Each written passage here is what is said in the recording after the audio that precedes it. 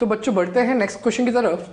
A car accelerates from rest at a constant rate 2 metre per second square for some time, after which it decelerates at a constant rate 4 metre per second square to come to rest. If total time elapsed is 3 seconds, evaluate maximum velocity attained and the total distance travelled. अब बच्चों ध्यान दीजिएगा question के अंदर क्या क्या चीज बोली गई है, इस पर ध्यान देना। सबसे पहले particle start from rest with a constant rate 2 metre per second square. आप यूनिट से पहचान सकते हैं क्या है, एक्सेलरेशन। इसका मतलब पार्टिकल रेस्ट से स्टार्ट हो रहा है और एक्सेलरेशन कांस्टेंट है, तो इसका मोशन 100% स्ट्रेट लाइन पाथ होगा। और बच्चों उसके बाद कुछ देर के बाद उस पर एक डी एक्सेलरेशन लग गया, मतलब अपोजिट डायरेक्शन में एक एक्सेलरेशन लग गया, इसकी वैल्यू है 4 मीटर पर सेकंड स्क्वायर। और पार्टिकल इस डी एक्सेलरेशन के कारण वापस रेस्ट पे आ गया कुछ टाइम के बाद। और जो टोटल टाइम इंटरवल आपको दे रखा है कितना दे रखा है, 3 सेकंड। तो बच्चों इसको अपन सब चीजों को मार्क करते हैं on a straight line path. तो ध्यान दीजिएगा, सपोज ये एक स्ट्रेट लाइन पाथ है और इसके इस पॉइंट पर इनिशियल वेलोसिटी कैसी है, 0। तो यू हो गया 0। बच्चों मैंने मान लिया कुछ टी टाइम पर यहां तक इसके ऊपर एक्सेलरेशन लग रहा है, वो है 2 मीटर पर सेकंड स्क्वायर। इसका मतलब टी टाइम तक इसके ऊपर एक्सेलरेशन है। अब बच्चों इस टी टाइम के बाद एकदम से उसके ऊपर रिटार्डेशन आया, तो आप ऐसा सोच सकते हैं कि गाड़ी अपन ने स्टार्ट करी, गाड़ी पर एक्सेलरेटर जैसे ही दबाया गाड़ी की स्पीड बढ़ गई और एकदम से सामने कोई आया तो अपन ने ब्रेक लगाया। तो क्या ब्रेक लगाने से उसकी स्पीड क्या होगी, कॉन्टिन्यूसली डिक्रीज होगी और फाइनली कहां पहुंच गई, 0। मतलब फाइनल वेलोसिटी हो गई 0। पर इस पॉइंट से लेकर यहां तक जो टाइम लगा वो हुआ 3 minus T, because total time interval आपको कितना लगा है, 3 सेकंड। इसका मतलब यहां से तक हुआ 3 माइनस टी। अब बच्चों इस पे जो रिटार्डेशन की वैल्यू है वो लिख सकता हूं equals to -4 metre per second square. बच्चों ये माइनस क्या रिप्रेजेंट कर रहा है कि अगर मोशन राइट साइड हो रहा है तो एक्सेलरेशन उसके अपोजिट डायरेक्शन। तो बच्चों ये तो जो डेटा अपने को गिवन था मार्क कर लिया। अब मेरे को एक चीज आप सोच के बताएं कि वेलोसिटी मैक्सिमम कहां होगी। इससे जस्ट पहले अपन ने ऐसे ही कोई क्वेश्चन करा था, इस लोकेशन। बिल्कुल सर, इस पॉइंट पर वेलोसिटी मैक्सिमम इसलिए हुई बिकॉज यहां से लेकर यहां तक स्पीड बढ़ रही है, बिकॉज एक्सेलरेशन है, पार्टिकल रेस्ट से स्टार्ट हुआ है। इस पॉइंट के बाद एकदम से आपने ब्रेक लगाया, तो जिस पॉइंट तक एक्सेलरेशन था वो लास्ट पॉइंट क्या कहलाएगा, वी मैक्स। और उसके बाद स्पीड क्या होती है, यानी कम होती जा रही है। इसका मतलब this point is V max. अब बच्चों अपने को यहां पर वेलोसिटी भी मालूम है या velocity V max find out करनी है, उसकी इनिशियल और फाइनल वैल्यू मालूम है, दैट इज 0। अपने को यहां पर एक्सेलरेशन और डी एक्सेलरेशन की वैल्यू मालूम है, और यहां पर अपने से वी मैक्स पूछे गया, डिस्टेंस पूछा गया। तो सोचो वेलोसिटी की बात भी हो रही है, डिस्टेंस की बात भी हो रही है और एक्सेलरेशन और डी एक्सेलरेशन की बात भी हो रही है। तो ऐसा क्या करें कि ऐसा कौन सा ग्राफ बनाए जिसमें तीनों चीज इंक्लूड है, दैट इज वीटी ग्राफ। तो बच्चों अगर मैं इसके वीटी ग्राफ के बारे में सोचता हूं तो ध्यान दीजिएगा, अगर ये वाई एक्सिस को मैं वेलोसिटी मान रहा हूं, एक्स एक्सिस को मैं टाइम की मान रहा हूं एक्सिस, तो सोचो पार्टिकल स्टार्ट हुआ रेस्ट से, इसका मतलब ओरिजिन से लाइन स्टार्ट होगी, पर उसके अंदर एक्सेलरेशन है कांस्टेंट एक्सेलरेशन। इसका मतलब उसकी स्पीड बढ़ती गई बढ़ती गई बढ़ती गई। एक पॉइंट क्या कि एकदम से ब्रेक लगा, क्या ब्रेक लगते स्पीड क्या होगी, कम होगी, और कम होते होते वापस कहां पहुंच गई, 0 पे। तो आप मेरे हाथ के मूवमेंट से समझ सकते हैं ग्राफ कैसा बन रहा है, ट्रायंगुलर शेप का। तो बच्चों ग्राफ जो बनेगा कुछ इस प्रकार से बनेगा, स्टार्ट फ्रॉम रेस्ट, और जिस पॉइंट तक इस पर एक्सेलरेशन है और उस पॉइंट की जो एंडिंग होगी वो क्या होगी, वी मैक्स से, मतलब ये पॉइंट वी मैक्स कहलाएगा। और जब तक एक्सेलरेशन लग रहा है तब तक के टाइम को अपन ने टी माना है। तो बच्चों रिमेनिंग टाइम जो था वो कितना था, 3 माइनस टी। बच्चों ये जो 3 माइनस टी मैंने लिखा है, इस पॉइंट पर वेलोसिटी वापस क्या हो गई, 0। तो ध्यान दीजिएगा यहां पर ये 3 माइनस टी है, 3 माइनस टी। अब क्या वीटी ग्राफ का स्लोप अपने को एक्सेलरेशन देगा, तो यहां पर एक्सेलरेशन वैल्यू कितनी है, 2। इसका मतलब यहां पर a इक्वल्स टू हो गया 2। बच्चों ये वाला जो स्लोप है ये नेगेटिव स्लोप है, ऑब्वियसली बात है, क्या रिप्रेजेंट कर रहा है, डी एक्सेलरेशन। तो यहां पर मैं कह सकता हूं यहां पर इस वाले एक्सेलरेशन की वैल्यू हो गई -4। इसको मैं a डैश मार्क कर दिया, इसको भी a डैश लिख दिया, this is equals to -4 metre per second square. अब मुझे सबसे पहले क्या ढूंढना है, मैक्सिमम वेलोसिटी अटेन्ड। मुझे बच्चों सबसे पहले मैक्सिमम वेलोसिटी अटेन्ड ढूंढना है। तो ध्यान दीजिएगा ये वाला जो एंगल है इसको मैंने θ1 मार्क कर दिया। क्या θ1 एंटी क्लॉकवाइज है फ्रॉम एक्स एक्सिस और एक्यूट है, ऑब्वियसली बात है एक्सेलरेशन हुआ तो एक्यूट ही होगा। तो I can say slope of V T graph gives acceleration, तो acceleration is equals to slope of V T graph that is equals to 10 θ1। और बच्चों ध्यान देना, क्या यहां से a की वैल्यू 2 रख देते हैं और 10 θ1 की वैल्यू परपेंडिकुलर अपॉन बेस। क्या परपेंडिकुलर Vmax है और बेस की वैल्यू कितनी है t, तो आई कैन से Vmax अपॉन t। एक बात तो बच्चों यहां से हो गई। दूसरी बात मैं कर रहा हूं इस नेक्स्ट पार्ट की। क्या नेक्स्ट पार्ट में एंगल इधर वाला ऑब्ट्यूज है? ऑब्ट्यूज एंगल मतलब रिटार्डेशन ही है। तो बच्चों इजी कैलकुलेशन के लिए अपन इसको इधर ले रहे हैं, एंटी क्लॉकवाइज, सॉरी क्लॉकवाइज ले रहे हैं। तो जब क्लॉकवाइज लेंगे तो इसको मार्क कर दिया मैंने θ2 और इसको अपन कैसा कंसीडर कर रहे हैं? नेगेटिव। इसका मतलब इसका स्लोप मुझे क्या देगा? a dash.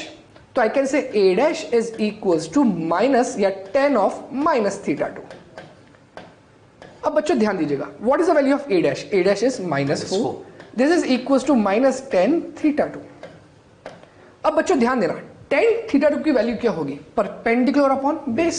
तो I can say -4 equals to minus perpendicular is Vmax upon 3 minus T. बिल्कुल सही सर, ये वाली वैल्यू हो गई। क्या माइनस से माइनस कैंसिल आउट कर देता हूं? अब बच्चों दोनों इक्वेशन है अपने पास और वेरिएबल भी कितने हैं? दो, एक Vmax और एक t, एक Vmax और एक t। सर ने आपको एक बात बताई थी, जितने वेरिएबल्स अगर उतनी इक्वेशन हो तो अपन आसानी से दोनों आंसर्स निकाल सकते हैं।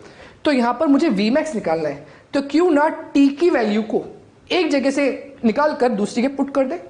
तो अगर मैं ऐसा कर दूं तो यहां पर बताओ इस जगह t की वैल्यू कितनी आएगी? Vmax upon 2। क्या मैं इसको यहां रख सकता हूं? तो इसको मैं नेक्स्ट पेज पे एक्चुअल सॉल्व करके दिखा रहा हूं। तो नेक्स्ट पेज पे होगा, यहां से अपने पास आया 4 इज इक्वल टू, नेक्स्ट आया था Vmax अपॉन 3 माइनस टी। तो बच्चों मैं लिख रहा हूं Vmax अपॉन 3 माइनस टी, और ध्यान दीजिएगा t की वैल्यू कितनी आई थी वापस देखना, t की वैल्यू आएगी Vmax अपॉन 2। तो यहां पर लिख दिया बच्चों मैंने Vmax अपॉन 2।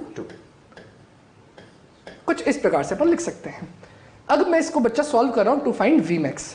तो क्या कर सकते हैं, सबसे पहले यहां पर एलसीएम ले लो, इस 2 को अपन ऊपर पहुंचा देंगे। उसके बाद क्या बन जाएगा? 4 इक्वल्स टू बच्चों नीचे होगा 6 माइनस Vmax, और जो नीचे वाला 2 होगा उसको मैं ऊपर पहुंचा के क्या लिख रहा हूं? 2 इंटू Vmax। बच्चों से क्रॉस मल्टीप्लाई कर देते हैं तो कितना आएगा? 6 4 are 24 minus 4 Vmax is equals to 2 Vmax।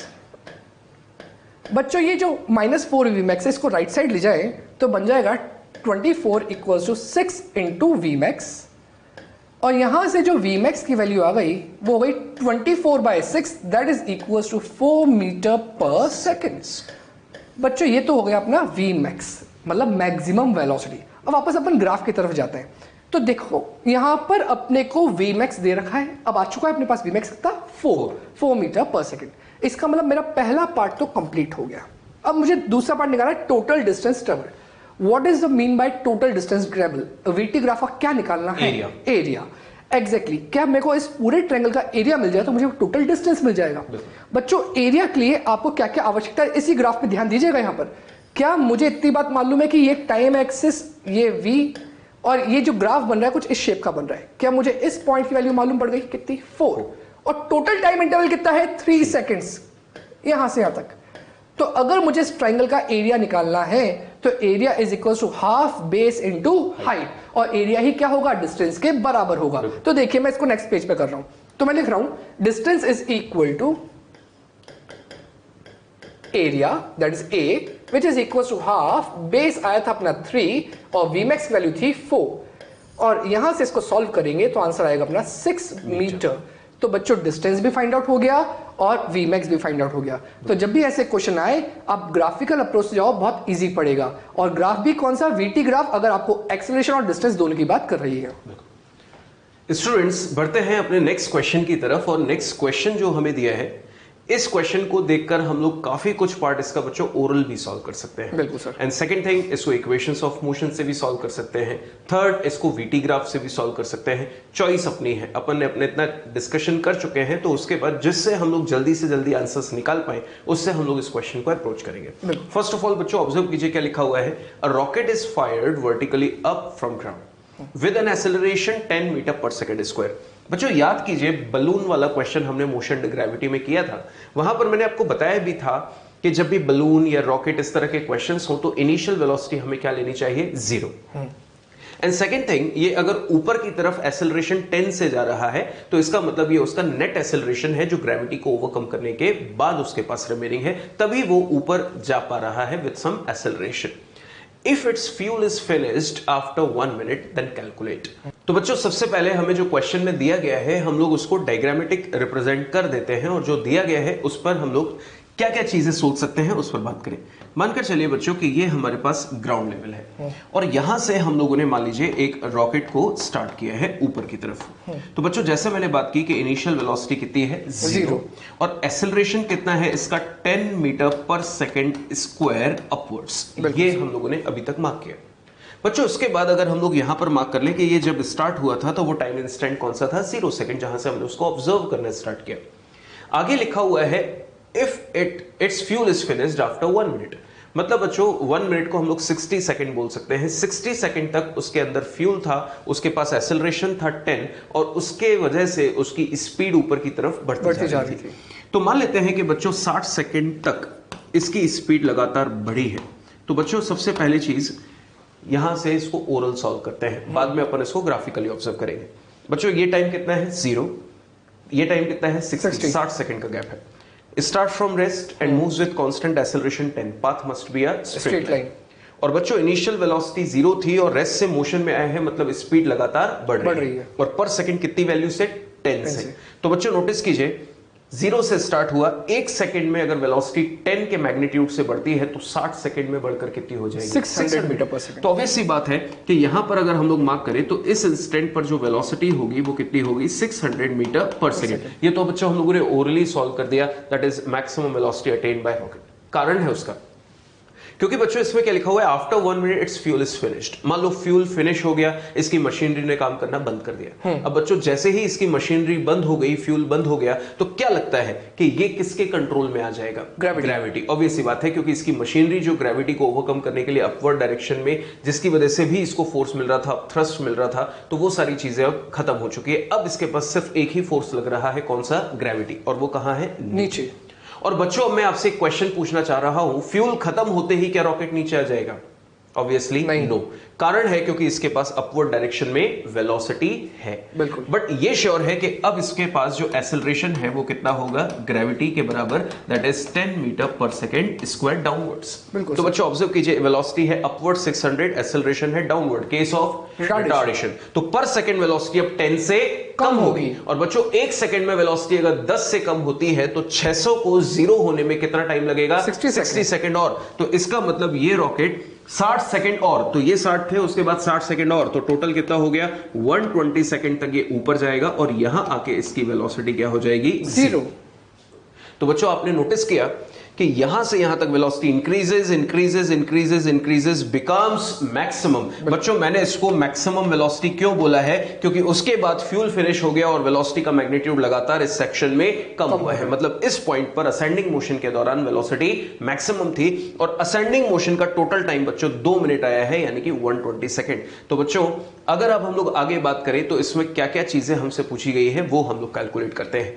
तो बच्चों maximum velocity attain bye rocket in ascending motion, ये तो हमने निकाल दिया ओरली। बिल्कुल। अब अपन चाहे तो इसको ग्राफिकली सॉल्व कर सकते हैं। बच्चों इस पूरे मोशन को नोटिस कीजिए, ये कहां है? सिर्फ और सिर्फ वर्टिकली अपवर्ड्स। और वर्टिकली अपवर्ड को अगर हम पॉजिटिव डायरेक्शन कंसीडर कर रहे हैं अपनी कैलकुलेशन में, तो इसका मतलब वेलोसिटी हमेशा पॉजिटिव डायरेक्शन में रही है। पहले पॉजिटिव डायरेक्शन में लगातार बढ़ रही थी, अब ऊपर चलते हुए वेलोसिटी लगातार कम हो रही है। पहले एक्सेलरेशन पॉजिटिव था, मतलब वीटी ग्राफ में एक्यूट एंगल की स्लोप होगी, और दूसरे केस में एक्सेलरेशन नेगेटिव हो गया, मतलब वीटी ग्राफ में ऑब्ट्यूज एंगल की स्लोप होगी। तो सोच के देखिए वीटी ग्राफ हम लोग बना रहे हैं, starts from rest, speed continuously increases with positive acceleration, becomes maximum, after that speed regularly decreases and acceleration कैसा है नेगेटिव। तो अगेन जो शेप हमें नजर आ रहा है वो कैसा है ट्रायंगुलर। तो बच्चों अगर हम लोग इसका ट्रायंगुलर शेप बना दे तो नोटिस कीजिए, ये हमारे पास टाइम एक्सिस है, ये हमारे पास वेलोसिटी एक्सिस है। बिल्कुल सर। बच्चों particle starts from rest, moves with constant acceleration with increasing speed and after that speed decreases to 0 because it comes to rest after 120 seconds. तो ऑब्जर्व कीजिए बच्चों, ये वाला जो पार्ट है ये है वेलोसिटी मैक्सिमम, और यहां तक एक्सेलरेशन की वैल्यू बच्चों +10 है, जिसको हमने लिख दिया 10 metre per second square, that is equal to a। और यहां पर a डैश की वैल्यू हम लोगों ने लिख दी अगेन ग्रेविटी के बराबर 10 metre per second square, but in form of negative, क्योंकि ये मोशन के अगेंस्ट है। अब बच्चों हम लोगों ने 60 सेकंड तक का क्वेश्चन में हिंट दिया है कि 60 सेकंड तक इसके पास एक्सेलरेशन था, फ्यूल था। अब हमें फर्दर असेंडिंग टाइम कितना और लगेगा वो कैलकुलेट करना है, जिसको मैंने नाम दे दिया T1। वैसे तो बच्चों ओरली कैलकुलेट हो चुका है, बट अब हम लोग इसको ग्राफिकली अननोन बनकर सॉल्व कर रहे हैं। तो नोटिस कीजिएगा बच्चों, हम लोग अगर यहां से Vmax निकालें तो हमें क्वेश्चन में जो हिंट दी है वो क्या दी है, एक्सेलरेशन। एक्सेलरेशन की वैल्यू पता है, मतलब वीटी ग्राफ की स्लोप पता है, और वीटी ग्राफ की स्लोप पता है, तो अब हम लोग उस स्लोप को हिंट बनाएंगे equal to perpendicular upon base. So बच्चों अगर मैं इसको एंगल मान लूं एज θ1, तो tan θ1 is equal to perpendicular कितना है Vmax और बेस कितना है 60। So here I can write Vmax upon 60। बच्चों tan θ1 दैट मींस एक्सेलरेशन, और वो वैल्यू कितनी है 10। तो 10 is equal to Vmax upon 60। तो बच्चों Vmax की वैल्यू हमारे पास कितनी आ गई है, 600 मीटर पर सेकेंड। ये हो गया फर्स्ट केस का आंसर। बिल्कुल सर, ऑलरेडी अपने पास है। आगे लिखा है height attain bye rocket before fuel is finished. बच्चों फ्यूल कब फिनिश हुआ है, 60 सेकंड में। तो 60 सेकंड तक इसने जो भी हाइट अटेन की वो कैलकुलेट कर सकते हैं। बच्चों ग्राफ से सॉल्व करें या इक्वेशन ऑफ मोशन से, चॉइस अपनी है। यहां से यहां तक लगा दो s बराबर ut plus half at square, जिसमें एक्सेलरेशन का लिखोगे +10। टाइम कितना लिखोगे, 60 सेकंड। सॉल्व करेंगे आंसर आएगा। और अगर यहां पे 60 सेकंड तक की डिस्टेंस पूछी है तो हम क्या करें, आधा एरिया निकाल दें इस ट्राइंगल का। कहां से कहां तक, बेस हो जाएगा 60, ये हाइट हमको पता चल चुकी है कितनी, 600। तो हम लोग अपनी नेक्स्ट स्लाइड में अब इसको डिस्कस कर रहे हैं बिफोर फ्यूल इज फिनिश्ड, यानी कि 60 सेकंड तक का एरिया। बच्चों बेस है 60, हाइट है Vmax जिसकी वैल्यू है 600। अब हम लोग इसमें डिस्कस कर रहे हैं अपना सेकंड पार्ट, जिसमें हमको कैलकुलेट करना है height attain before fuel is finished. तो बच्चों हमें क्या निकालना होगा, हाइट के लिए एरिया, और एरिया किसका होगा, ट्राइंगल का, half into base into height, up to 60 second. बिल्कुल अप टू 60 सेकंड। बेस की वैल्यू है 60 और हाइट की वैल्यू कितनी है 600। तो बच्चों इसको जब हम लोग सॉल्व करेंगे तो ये कितना आ जाएगा, 18,000 metre can be written as 18 kilometre. ये है इसके सेकंड पार्ट का आंसर। और बच्चों इसमें अब लास्ट चीज क्या पूछी थी, maximum height attain bye rocket. अब मैक्सिमम हाइट निकालनी है तो बच्चों अभी आधा एरिया आया, अब हम लोग क्या निकाल सकते हैं, पूरा एरिया। पर पूरा एरिया निकालने के लिए हमें ये T1 चाहिए। हालांकि इसकी वैल्यू हम लोग बता चुके हैं 120 सेकेंड, बट हम अब T1 कैसे निकालेंगे इसको डायरेक्टली हम लोग ऑब्जर्व करें।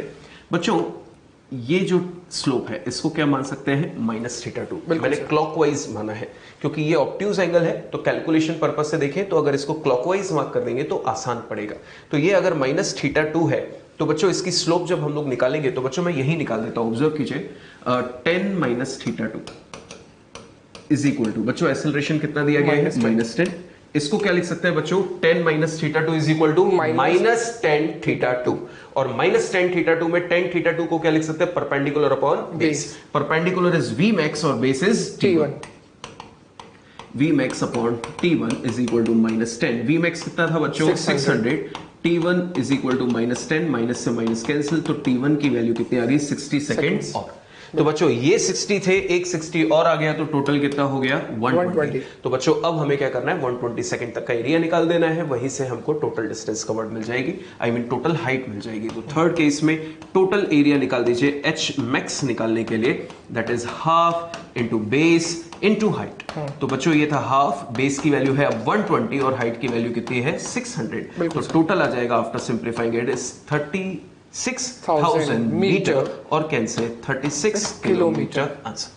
सर इस क्वेश्चन के अंदर एक पार्ट अगर और अपन मान लेते, बिल्कुल, कि इस 120 सेकंड के बाद क्या होता, क्या जो रॉकेट है वो इसके बाद ऊपर जाता है या नीचे फ्री फॉल कर जाता। बिल्कुल। तो देखिए बच्चों, सर ने इस क्वेश्चन में एक और चीज ऐड कर दी है और वो काफी अच्छा क्वेश्चन भी है। जैसा कि बच्चों हम लोगों ने नोटिस किया, टॉप पर जाकर वेलोसिटी क्या हो गई, 0, और अब इस पे कौन काम कर रहा है, ग्रेविटी। तो अगर हम लोग इसके मोशन को डिफाइन करें यहां पर, तो नोटिस कीजिए बच्चों, इसके मोशन का अब अपन पैटर्न देख लेते हैं।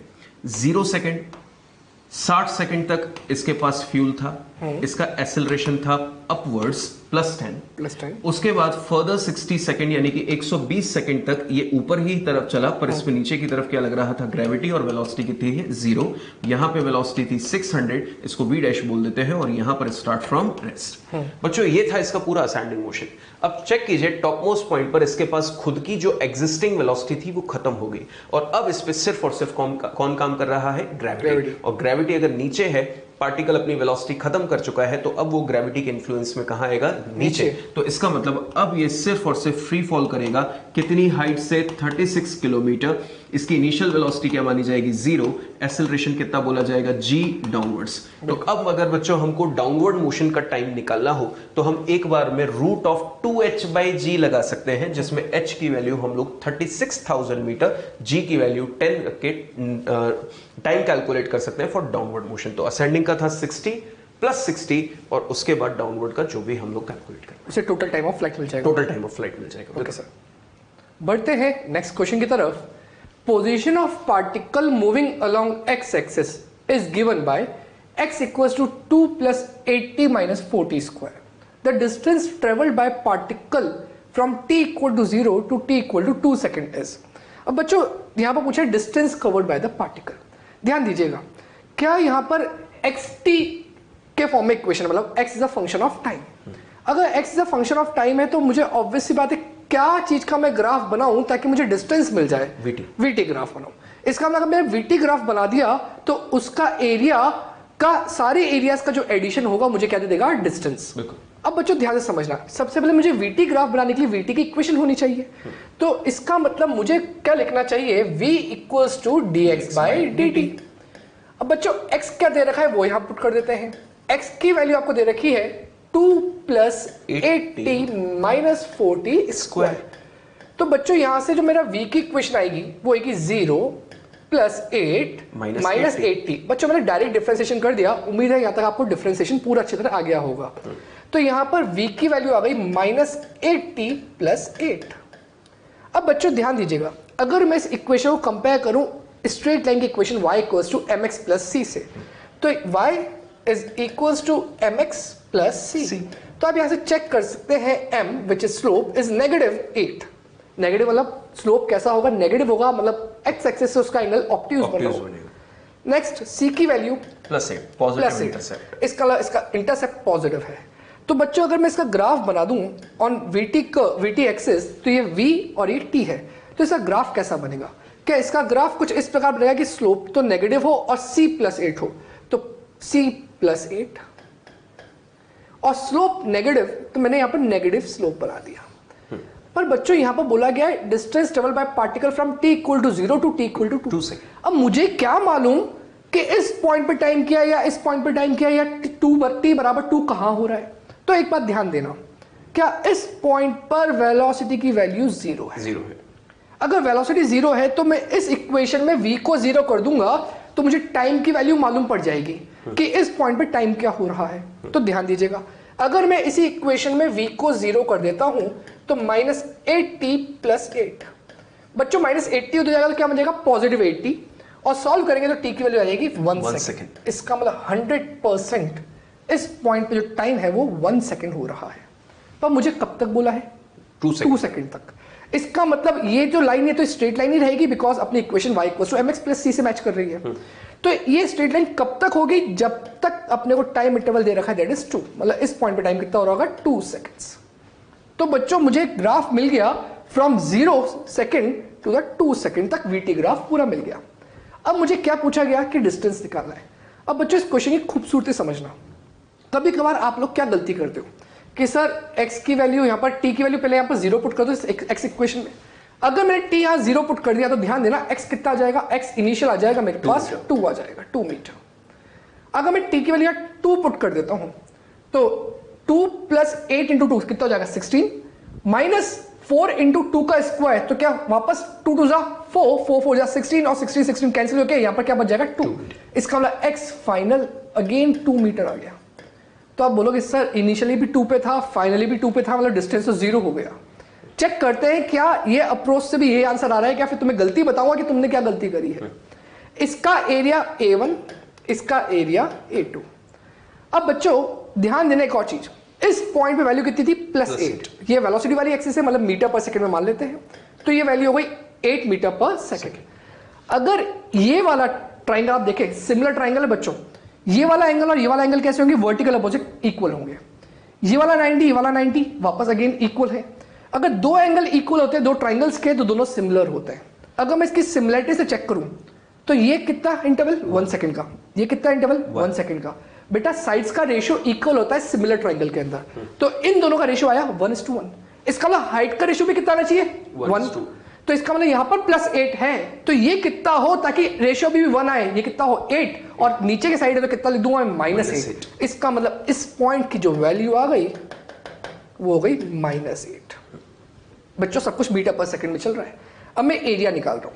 क्या एरिया की बात करें तो A1 की वैल्यू क्या आएगी, क्या A1 is area of triangle, half base is this 1 into height, height की वैल्यू कितनी हो गई 8, कितनी हो गई 4 metre. Next A2 half base 1 again 8। बच्चों मैं सिर्फ एरिया निकाल रहा हूं, साइन बाद में देखेंगे। This is equal to again 4। अब मुझे एक चीज मालूम है, for distance it is simply the addition of all the area in the VT graph. तो आपको साइन कुछ कंसीडर नहीं करना, सिर्फ आपको सारे एरियाज का एडिशन करना है, उनके मैग्नीट्यूड्स मतलब जो वैल्यू आ रही है 4 and 4 सबका एडिशन करना है। तो आंसर क्या होगा 4 + 4 that is equals to 8 metre. तो बच्चों यहां से तो डिस्टेंस आया 8 मीटर, और यहां से आप लोगों ने सोचा तो आपका आंसर आया था 0। तो एक बात ध्यान देना बच्चों, ये x क्या बता रहा है, पोजीशन, वहां पर लिख भी रखा है। इनिशियल पोजीशन और फाइनल पोजीशन के बीच का जो शॉर्टेस्ट पाथ होता है वो हमेशा आपको देता है डिस्प्लेसमेंट, नॉट डिस्टेंस। तो ये जो आपका आंसर आएगा x final minus x initial, इससे मिलेगा आपको डिस्प्लेसमेंट। तो 100% उसका डिस्प्लेसमेंट 0 आएगा। और चेक भी कर लीजिए, इसका एरिया 4, इसका एरिया भी 4, और डिस्प्लेसमेंट के लिए अपन जरूर देखते हैं ऊपर वाले एरिया को पॉजिटिव, नीचे वाले पार्ट को नेगेटिव। तो 4 - 4 0, तो डिस्प्लेसमेंट इस चीज से मैच कर रहा है। तो बच्चों जब भी ऐसे क्वेश्चन आए कभी भी t की वैल्यूज को पुट कर डिस्टेंस मत निकालना। डिस्टेंस के लिए आपको पूरा एरिया कैलकुलेट करके उनको ऐड करना, तो आपका आंसर कितना आ जाएगा 8 मीटर। और बच्चों इसी ग्राफ में अगर हम लोग आगे बात करें तो इसमें एक कॉन्सेप्ट जो छुपा हुआ है, जैसा कि सर ने आपको कंप्लीट बताया, उसी कॉन्सेप्ट को हम लोग थोड़ा सा सिंप्लीफाई कर देते हैं, आई मीन एक स्टेटमेंट की फॉर्म में कन्वर्ट कर देते हैं। बच्चों आपने क्या नोटिस किया, सर ने आपको बताया कि इनिशियल और फाइनल पोजीशन सेम है। इनिशियल और फाइनल पोजीशन सेम है तो दिमाग में आता है कि या तो चला नहीं, और अगर चला है तो इसका मतलब लौट के वापस आया है। जैसा कि मैंने बात की कि अगर इनिशियल और फाइनल पोजीशन सेम है तो इसका मतलब है कि या तो पार्टिकल चल नहीं रहे हैं, और अगर चल रहा है तो इसका मतलब लौटकर वापस से फाइनल लोकेशन पे आ गया। तो बच्चों इस क्वेश्चन में जब हम लोगों ने डिफरेंशिएट किया तो डिफरेंशिएट करने पर इक्वेशन आई v = -8t + t। अगर t की वैल्यू 0 रख दूं तो v कितना आ जाएगा 8। इसका मतलब पार्टिकल मूव तो किया है, वेलोसिटी की वैल्यू है, तो इसका मतलब इस क्वेश्चन में कंफर्म हो गया कि इसने मूव किया है। तो 100% ये जहां से चला फिर आगे गया और फिर लौटकर पीछे आ गया। बिल्कुल सर। तो इसका मतलब डिस्टेंस कवर्ड थी, और वो डिस्टेंस कवर्ड सर ने आपको निकाल के भी बताई कितनी 8 मीटर। तो ऑलवेज रिमेंबर कि जब भी ऐसा कोई क्वेश्चन आए तो यहां पर एक कॉन्सेप्ट हिडन है कि जब भी पार्टिकल एक ही स्ट्रेट लाइन पर चलते हुए अपनी डायरेक्शन को रिवर्स करता है, जब भी पार्टिकल एक ही स्ट्रेट लाइन पर चलते हुए अपनी डायरेक्शन को रिवर्स करता है तो फॉर एन इंस्टेंट उसकी वेलोसिटी 0 होती है, तभी जाके वो लौटकर वापस आएगा। आप चेक कीजिए कि यहां से यहां तक वेलोसिटी पॉजिटिव थी, t = 1 पे वेलोसिटी 0 हुई, और उसके बाद उसने डायरेक्शन को नेगेटिव करके वापस से अपनी फाइनल लोकेशन सेम पे आ गया। बिल्कुल। तो हमेशा ध्यान रखिए कि whenever particle reverses its direction along the same straight line, then for an instant its velocity becomes 0। तो वहां से भी हम लोग चेक कर सकते थे कि ये वाला पार्टिकल चला है और चलकर वापस से लौटकर पीछे की तरफ आया, सो दैट डिस्टेंस कितनी आ गई है 8 मीटर। बढ़ते हैं बच्चों अब नेक्स्ट क्वेश्चन की तरफ, और नेक्स्ट क्वेश्चन में दिया है a particle moving along x axis and its vx graph is given below, then draw its ax graph. बच्चों सबसे पहले अगर हम लोग vx ग्राफ को स्टडी करें तो कुछ ऐसा हमें दिया गया है। बच्चों हमें स्ट्रेट लाइन की बेसिक इक्वेशंस पता है, और इस ग्राफ को अगर हम लोग लिखना चाहें इस ग्राफ को इक्वेशन की फॉर्म में तो क्या लिखते हैं। बच्चों हम लोग स्ट्रेट लाइन की एक इक्वेशन कुछ इस तरह से भी सीखते हैं। ऑब्जर्व कीजिए, मैं अभी रफ में बच्चों यहां पर लिख रहा हूं कि जब भी ऐसी कोई इक्वेशन होती है तो हम क्या लिखते हैं, y/y0 + x/x0 = 1। बिल्कुल। इसको रीड करने का तरीका क्या है, मानकर चलिए कि इस इक्वेशन के लिए ग्राफ कुछ ऐसा दिया होता, ये होता हमारे पास y0 और ये होता हमारे पास x0। तो बच्चों इसको कैसे हम लोग रीड करते हैं, y एक्सिस को स्ट्रेट लाइन ने जहां कट किया है वो उसके नीचे लिख दीजिए, x एक्सिस को स्ट्रेट लाइन ने जहां कट किया है वो उसके नीचे लिख दीजिए = 1। जैसे कि वेलोसिटी एक्सिस को कहां कट किया गया है v0 पे, x एक्सिस को कहां कट किया है x0 पे। तो इस इक्वेशन के जैसे मैं इसको क्या लिख सकता हूं, v/v0 + x/x0 = 1। ये हो गया इस पर्टिकुलर ग्राफ का इक्वेशन में फॉर्मेट। बिल्कुल। अब बच्चों हमें एक्सेलरेशन पे पहुंचना है और आप अच्छे से जानते हैं कि अगर v और x का रिलेशन है तो v और x रिलेशन से हमें क्या निकालना है a। तो v और x से a निकालने के लिए क्या कर सकते हैं, v dv by dx। तो बच्चों सबसे पहले इसको v के स्टैंडर्ड रिलेशन में कन्वर्ट कर लें तो ये कितना हो जाएगा, v upon v not is equal to 1 minus x upon x not. v not का मल्टीप्लाई कर दो बच्चों तो ये हो जाएगा v not minus v not x upon x not. ये आ गया अपने पास v का x के साथ रिलेशन। और बच्चों जब vx रिलेशन पता है और a पर हमें पहुंचना है तो a के लिए हम लोग क्या लिख सकते हैं, v dv बाय dx। तो बच्चों वेलोसिटी को एक बार बाहर रखिए और अगली बार x के रिस्पेक्ट में डिफरेंशिएट कीजिए। तो जब मैंने इसको बाहर रखा तो ये कुछ इस तरह से दिखाई देगा और अगली बार मैं इसको डिफरेंशिएट कर रहा हूं, आप नोटिस कीजिए डिफरेंशिएशन होगा v not minus v not x upon x not का। बच्चों इसको अगर हम लोग यहां पे डिफरेंशिएट करके सॉल्व करें तो ऑब्जर्व कीजिए किस तरह से इक्वेशन बनेगी। ये तो एज इट इज लिख दें क्योंकि ये बाहर आ गया है। तो एक्सेलरेशन इज इक्वल टू ये आ जाएगा v not minus v not x upon x not. ये आ गया अपने पास एक टर्म। अब बच्चों ऑब्जर्व कीजिए ये v नॉट क्या है, एक कांस्टेंट है, इसका डिफरेंशिएशन 0। x का x के रिस्पेक्ट में क्या होगा 1, तो रिमेनिंग होगा minus v not upon x not. So here I can right minus v not upon x not. बच्चों इसको सिंप्लीफाई कर लेते हैं, अंदर मल्टीप्लाई कर लेते हैं। सबसे पहले अगर इन दोनों को मल्टीप्लाई कर दे तो माइनस माइनस क्या हो जाएगा, प्लस। तो ये हो जाएगा v not square x upon x not square. और इसके बाद minus V not upon X not का इसके साथ मल्टीप्लाई कर दें तो ये हो जाएगा minus V not square upon X not. ये आ गया अपने पास किसकी इक्वेशन, ए की इक्वेशन। बच्चों अब इस ए की इक्वेशन में वी नॉट और एक्स नॉट कौन है, कॉन्स्टेंट्स। वी नॉट और एक्स नॉट कौन है, कांस्टेंट। अगर इस रिलेशन को कंपैरिजन करें स्टैंडर्ड वैल्यू के साथ तो ऑब्जर्व कीजिए it looks like y is equal to mx plus c। बिल्कुल सर। अब बच्चों ये y equal to mx plus c जैसा दिखाई दे रहा है तो नोटिस कीजिए ये आ गई है किसकी वैल्यू, c की। c की वैल्यू आ रही है नेगेटिव, मतलब ये ग्राफ नेगेटिव इंटरसेप्ट यानी कि बिलो ओरिजिन स्टार्ट होगा। बिल्कुल सर। स्ट्रेट लाइन बनने वाला है, ये हमने कंपैरिजन से पता किया। अब नोटिस कीजिए m मतलब स्लोप, और स्लोप कैसी आ रही है बच्चों, पॉजिटिव। तो हमें a और x के बीच में ग्राफ बनाना है, स्ट्रेट लाइन बनाना है, बिलो ओरिजिन स्टार्ट होगा और जो स्ट्रेट लाइन होगी वो कौन से एंगल की होगी, एक्यूट। तो बच्चों देखिए ये सारी चीजें हमें इस ग्राफ में शो की गई है। ये है हमारे पास a और x ग्राफ, जैसा हमने मानकर चले कि ये कौन है हमारे लिए, ओरिजिन। तो ये ग्राफ स्टार्ट होगा बिलो ओरिजिन, कौन से कोऑर्डिनेट से, v not square upon x not. Straight line होगी एक्यूट एंगल की, तो ये हो जाएगा हमारे पास एक्यूट एंगल की स्ट्रेट लाइन, और ये हो गया हॉरिजॉन्टल से इसका एक्यूट एंगल जिसकी स्लोप की वैल्यू है v not square upon x not square. बिल्कुल सर। तो बच्चों इस तरह से हम लोग कोई भी ग्राफ को इक्वेशन में चाहकर या इक्वेशन बनाकर हम उसको कन्वर्ट कर सकते हैं in form of another graph. बिल्कुल। बढ़ते हैं बच्चों नेक्स्ट क्वेश्चन की तरफ। For a particle vx graph is given, find acceleration at x equals to 3। अब बच्चों यहां पर अपने को एक्सेलरेशन निकालना है x इक्वल टू 3 पर।